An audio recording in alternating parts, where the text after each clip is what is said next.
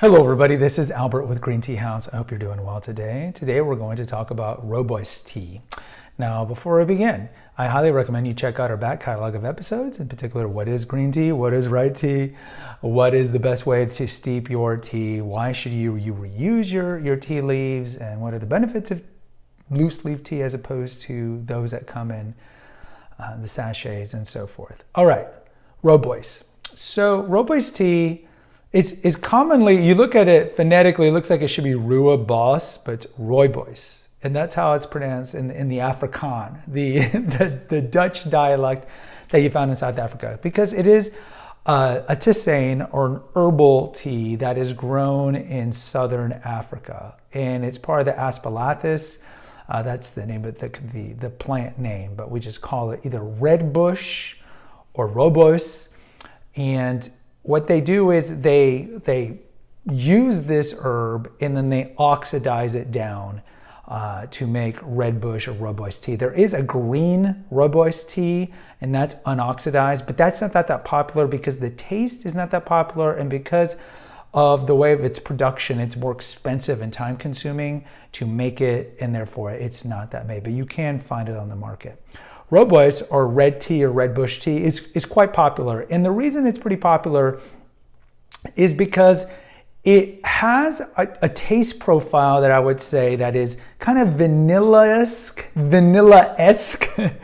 taste profile to it.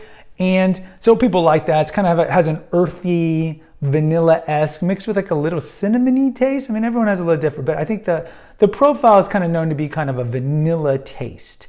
And so it has like a naturally good taste, and it's a non-caffeinated drink. So by definition, it's a tisane. We lots of times will say, peppermint tea or cinnamon tea, but we shouldn't be using the word tea when it comes to these things, because the word tea should only be used from teas that come from the Camellia sinensis tea plant. So like black tea, green tea, and so forth.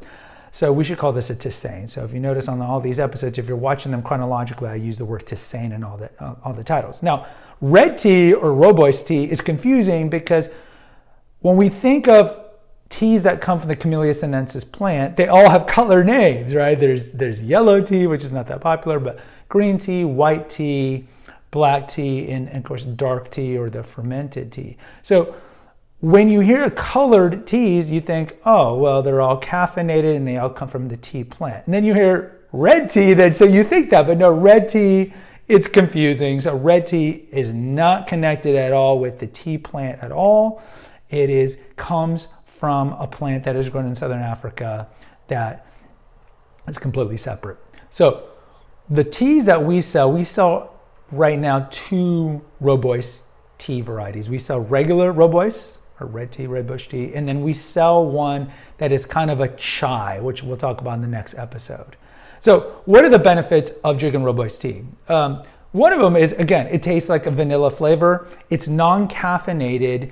And another thing is, like, similar to the black teas, you can put other spices in them, and you can also add milk and sugar. So it's commonly drunk with milk and sugar, so which gives it even a better taste profile. So I recommend that, and maybe case here, I will do a video later in the future making a latte version or a chai version of Rooibos tea. Now, how do you steep it? Like with the other tisanes, just full boil, 212, full boil. I recommend that you steep it at about 3 minutes and then reuse you can't call them leaves because they're not leaves, reuse the lack of a better word, the leaves, and then re-steep them 2-3 more times, because you can definitely get a lot out of these things. The leaves or the seeds kind of have a red granular look to them, kind of like a cinnamon-like-esque look to them, and the liqueur or the look of it is also kind of like a reddish hue. So in closing, Rooibos tea is probably the most popular, I would say, of the tisanes if you're looking for something that mimics a vanilla flavor. And there's a reason that it's pretty popular around the world, because it just has a great taste, it's got a great profile, and unlike, let's say, the majority of oolong teas or green teas, you can't add milk and sugar because it messes with the taste profile. In this case, you can add milk and sugar to them.